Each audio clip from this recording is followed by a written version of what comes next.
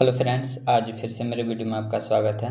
आज आपको बताएंगे क्लास 12th का फाइनल ईयर का एक क्वेश्चन पेपर है। साइंस और कॉमर्स स्टूडेंट के लिए एनुअल एग्जामिनेशन 2025 हिंदी ए और ये कोर है। ठीक है, तो यहाँ पर मेरा मकसद है कि क्वेश्चन पेपर आप देखिए और किस तरह का क्वेश्चन आता है, इससे आपको अंदाज़ा लग जाएगा और कितना रिवीजन आपका हुआ है ये भी आपको पता चल जाएगा। ठीक है, बाकी ईयर का भी प्रीवियस ईयर का भी क्वेश्चन पेपर अपलोड किया हुआ है, उसको आप जाकर के देख सकते हैं। और इस चैनल पर आपको हर एक सब्जेक्ट का प्रीवियस ईयर का क्वेश्चन पेपर मिल जाएगा। ठीक है, अगर किसी का नहीं मिलता है तो आप हमें कमेंट करके ज़रूर बताइए। यहाँ पर हम आपको क्वेश्चन पेपर दिखाना मेरा मकसद है। यहाँ पर जो 30 ऑब्जेक्टिव है उसको आपको हम आंसर बता देंगे और सब्जेक्ट का आपको आंसर खुद करना पड़ेगा। ठीक है, तो चलिए हम लोग स्टार्ट करते हैं। यहाँ पर मेन मकसद मेरा है कि क्वेश्चन पेपर आप तक पहुँचाना। ठीक है, और बाकी सब्जेक्ट का भी इसी तरह से हम आप तक पहुँचा रहे हैं, तो उसको भी आप जा कर के देख सकते हैं। चलिए, तो हम लोग स्टार्ट करते हैं। ये आपका इंट्रोडक्शन वगैरह है, इस सबको आप देख लीजिए क्या इसमें लिखा हुआ है और अच्छे से रिवीजन कीजिए, अच्छे से तैयारी कीजिए। प्रीवियस क्वेश्चन पेपर देखिए और जो क्वेश्चन बैंक है उसको भी आप सॉल्व कीजिए और जो भी इम्पोर्टेंट क्वेश्चन वगैरह आपको बताया जा रहा है वो सबको आप अच्छे से रिवीजन कीजिए। चलिए हम लोग देख लेते हैं। पार्ट ए भागवन, यहाँ पर जो दिया MCQ 30 MCQ है, जिसका आपको आंसर भी हम बताएंगे और आपको क्वेश्चन यहाँ से आपका स्टार्ट हो गया। ठीक है, ये रहा लिखा हुआ यहाँ पर। प्रश्न संख्या 1 से 30 तक बहु विकल्पी प्रकार के हैं। प्रत्येक प्रश्न के 4 विकल्प हैं। सही विकल्प चुनकर उत्तर पुस्तिका में लिखें। प्रत्येक प्रश्न 1 अंक का है। निर्देश दिया हुआ निम्नलिखित गद्यांश को ध्यानपूर्वक पढ़कर प्रश्न संख्या 1 से 4 तक के लिए सही विकल्प का चयन करें। ठीक है, तो यहाँ से आपका स्टार्ट होता है गद्यांश। ठीक है, इसको आप पढ़ लीजिएगा, वीडियो को रोक करके हम आगे बढ़ते हैं। ठीक है, चलिए आते हैं क्वेश्चन नंबर 1 पर। देखिए क्वेश्चन नंबर 1 इसमें लिखा हुआ है साहित्य और जीवन में गहरा संबंध है, क्योंकि 4 ऑप्शन है। तो पहला इसका जो सही ऑप्शन हो जाएगा, पहला क्वेश्चन का ऑप्शन नंबर सी हो जाएगा सही। इसके बाद आगे चलते हैं। क्वेश्चन नंबर 2, ये रहा क्वेश्चन नंबर 2। इसमें लिखा हुआ है मनुष्य किसकी खोज में जीवन भर लगा रहता है। तो दूसरा का हो जाएगा बी, आनंद की खोज में। इसके बाद तीसरा क्वेश्चन है साहित्य के आनंद का आधार है। तो तीसरा का ऑप्शन नंबर पहला हो जाएगा सही। इसके बाद आगे बढ़ते हैं। नेक्स्ट है क्वेश्चन नंबर 4। जीवन परमात्मा के प्रति अपने कामों का जवाबदेह है या नहीं, ये तो मालूम नहीं, लेकिन साहित्य, इसके आगे आपको भरना है। तो क्वेश्चन नंबर 4 का राइट ऑप्शन हो जाएगा बी, हो जाएगा सही। इसके बाद आगे चलते हैं। नेक्स्ट है क्वेश्चन नंबर है, यहाँ पर निर्देश दिया हुआ है कि निम्नलिखित पद्यांश को ध्यानपूर्वक पढ़कर प्रश्न संख्या 5 से 8 तक के लिए सही विकल्प का चयन करें। ये रहा इसका पद्यांश, इसको आप देख लीजिए, वीडियो को रोक करके आप इसको पढ़ सकते हैं। चलिए इसके बाद हम लोग आगे बढ़ते हैं। तो अगला क्वेश्चन जो है आपका नेक्स्ट है क्वेश्चन नंबर 5 है धरती पर इंसान के आने के बाद क्या हुआ। तो इसका ऑप्शन नंबर डी, इनमें से सभी हो जाएगा सही। जानवर घटने लगे, पक्षी घटने लगे। ठीक है, ये तीनों ऑप्शन सही है। इसके बाद क्वेश्चन नंबर है 6। इसमें देखिए लिखा हुआ है इंसान बढ़ने लगा बेतहाशा, इसका भाव क्या है, ये आपको बताना है। तो मेरे ख्याल से क्वेश्चन नंबर 6 का राइट आंसर हो जाएगा डी। ठीक है, ऑप्शन नंबर डी हो जाएगा करेक्ट। इसके बाद आगे बढ़े। नेक्स्ट है क्वेश्चन नंबर 7। प्रकृति किसके प्रति नाइंसाफ़ी नहीं करती है।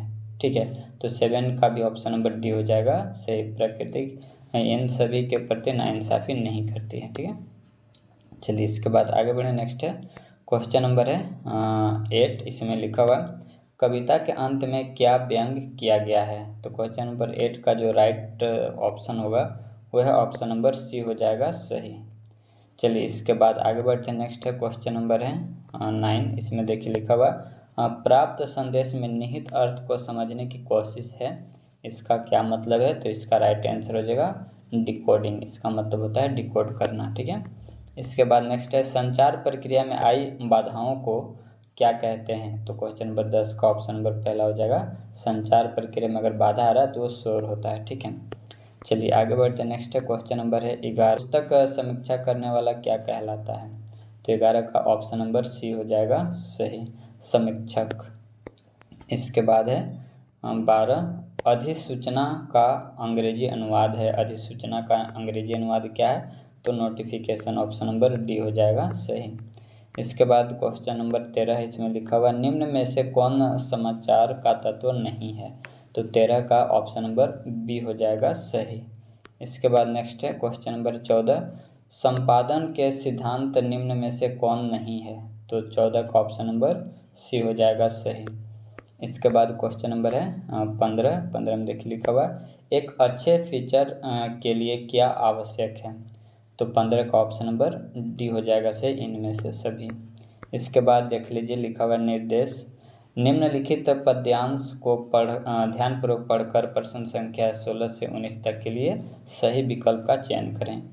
तो इसको आप ध्यान से पढ़ करके, ठीक है, और सही ऑप्शन चुनना है। लिखा हुआ क्वेश्चन नंबर 16 में इन पंक्तियों के रचनाकार कौन है?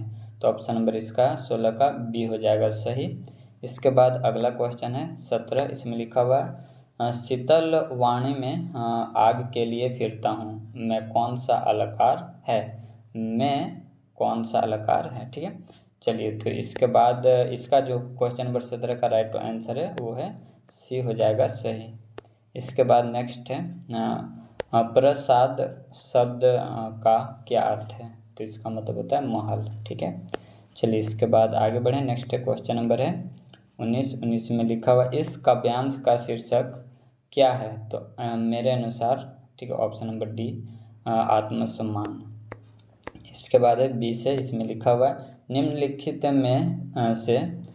निम्नलिखित में से किस कवि को हिंदी कविता के संवेदनशील नागर चेहरा कहा गया है? ठीक है, तो Shamsher Bahadur Singh, option number A हो जाएगा सही। इसके बाद है 21, रामचरितमानस किसकी रचना है? तुलसीदास का, ऑप्शन नंबर ए हो जाएगा सही। इसके बाद है क्वेश्चन नंबर अगला है 22, देखिए इसमें लिखा हुआ है भक्तिन संस्मरण महादेवी वर्मा की किस कृति में संकलित है? तो 22 का ऑप्शन नंबर बी हो जाएगा इसका सही, ऑप्शन नंबर बी हो जाएगा करेक्ट। इसके बाद है 23, पहलवान की ढोलक कहानी में शेर के बच्चे का असल नाम क्या था? तो 23 का ऑप्शन नंबर बी हो जाएगा सही, चांद सिंह। इसके बाद है 24, शिरीष के फूल साहित्य के किस विधा में लिखा गया है? तो 24 का ऑप्शन नंबर सी हो जाएगा सही। इसके बाद नेक्स्ट है 25, इसमें लिखा हुआ निम्नलिखित शिरीष की तुलना किसके साथ की है? क्वेश्चन नंबर 25 में लिखा हुआ है लेखक ने शिरीष की तुलना किसके साथ की है? तो 25 का ऑप्शन नंबर सी हो जाएगा इसका सही। इसके बाद नेक्स्ट है 26 है, यशोधर पंत बार बार किस शब्द का प्रयोग करते हैं? तो ऑप्शन नंबर डी हो जाएगा सही। इसके बाद है 27, जूझ नामक पाठ का किस भाषा के हिंदी अनुवाद हुआ है? ठीक है, तो 27 का ऑप्शन नंबर सी हो जाएगा सही, मराठी। इसके बाद है 28, इसमें लिखा भक्तिन कहानी में भक्तिन का क्या नाम था? तो 28 का ऑप्शन नंबर सी हो जाएगा सही, लक्ष्मी। इसके बाद आगे बढ़े। नेक्स्ट है 29 है, बादल राग कविता में बादल किसका प्रतीक है? तो क्रांति का प्रतीक है, पहला ऑप्शन हो जाएगा सही। इसके बाद है छोटा मेरा खेत कविता किस कवि की है? तो 30 का ऑप्शन नंबर पहला हो जाएगा सही। ठीक है, तो ये था ऑब्जेक्टिव। अब आपको हम दिखाते हैं सब्जेक्टिव। ठीक है, तो पार्ट बी भाग बी सब्जेक्टिव टाइप का क्वेश्चन है। अब ये जो लिखा हुआ बगल में इसका मार्क्स लिखा हुआ। ठीक है, तो आपको यहाँ पर किसी 6 क्वेश्चन का आंसर करना है और 6 2 नंबर का, टोटल इसमें 8 क्वेश्चन आपको देखने को मिलेंगे। तो देखिए यहाँ पर लिखा हुआ है निर्देश में निम्नलिखित गद्यांश को पढ़कर पूछे गए प्रश्न 31 से लेकर 33 के उत्तर दें। ठीक है, तो इसको आपको पढ़ना है। ठीक है, और इसी से आपको आंसर करना है। ठीक है, तो इसको वीडियो को रोक करके आप पढ़ लीजिए। चलिए, तो 31 में लिखा हुआ है उपर्युक्त गद्यांश की लेखिका कौन है? इसका आपको आंसर करना है। भक्तिन के सेवक धर्म की तुलना किससे की गई है? ये भी आपको बताना है। लेखिका के अनुसार भक्तिन बहुत समझदार है, क्यों? 34 है, छोटा मेरा खेत में कवि का खेत क्या है? 35 लिखा हुआ है, किशोर अपने आप को अंदर सेना इंदर सेना क्यों कहते हैं। 26 है, सिल्वर वेंडिंग कहानी किस द्वंद्व पर आधारित है। 27 है, जूझ कहानी में लेखक किस प्रवृत्ति का उद्घाटन किया है। इसके बाद 38 है, कविता और बच्चे को समांतर रखने के क्या कारण हो सकते हैं। इसके बाद अगला देखते हैं, सेक्शन बी आता है। यहाँ से आपको 6 क्वेश्चन का आंसर करना है और 6 3-3 नंबर का है, ठीक है।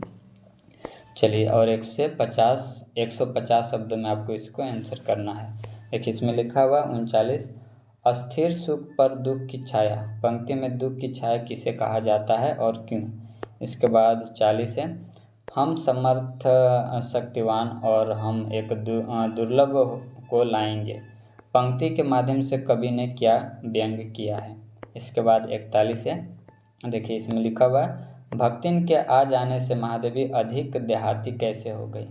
42 है, जीजी ने इंदर सेना पर पानी फेंके जाने को किस तरह सही ठहराया। इसके बाद 43 है, ढोलक की आवाज़ का पूरे गांव पर क्या असर होता था। 44 है, जाति प्रथा को श्रम विभाजन का ही एक रूप न मानने के पीछे अंबेडकर के क्या तर्क हैं। इसके बाद अगला क्वेश्चन है 45 है, सिल्वर वेंडिंग कहानी के प्रमुख पात्र यशोधर बाबू समय के साथ ढल सकने में असफल रहते हैं, ऐसा क्यों। इसके बाद अगला क्वेश्चन है 46 है, जूझ कहानी का मूल भाव क्या है। इसके बाद आगे बढ़ते हैं, सेक्शन सी आता है और यहाँ से आपको लॉन्ग आंसर टाइप क्वेश्चन है और आपको अधिक से अधिक यहाँ पर 250 शब्दों में लिखना है, ठीक है। हर एक क्वेश्चन को 250 शब्द में, और सभी 55 नंबर का है। 4 क्वेश्चन आपको सॉल्व करना है। एग्जाम में आप आंसर लिखते हैं तो इस ध्यान से देख लीजिए कि कितना का आंसर मांग रहा है, नहीं तो यहाँ पर तो शायद 6 क्वेश्चन दिया हुआ है, अब आपको 6 आ रहा है तो 6 बना दीजिएगा, तो ऐसे मार्क्स नहीं मिलता है। फर्स्ट के 4 जो आपका जो भी आंसर होगा वही चेक होगा, बाकी का 2 चेक नहीं होता है। तो इसीलिए आप समय न व्यर्थ करें, जितना आपसे पूछा जाता है उतना का ही आंसर सिर्फ लिखें, ठीक है। चलिए, इसके बाद 47 है, वर्तमान शिक्षा व्यवस्था विषय पर निबंध लिखिए। 48 है, विकसित भारत पर एक आलेख लिखिए। इसके बाद 49 है, फीचर किसे कहते हैं, इसकी प्रमुख विशेषताएं क्या क्या है, ठीक है, ये भी आपको लिखना है। इसके बाद 50 है, आत्म परिचय कविता में एक और जग जीवन का भार लिए घूमने की बात की गई, तो दूसरी ओर मैं कभी न जग ध्यान किया करता हूँ, विपरीत कथन का आशिक क्या है, ये आपको बताना है, ठीक है।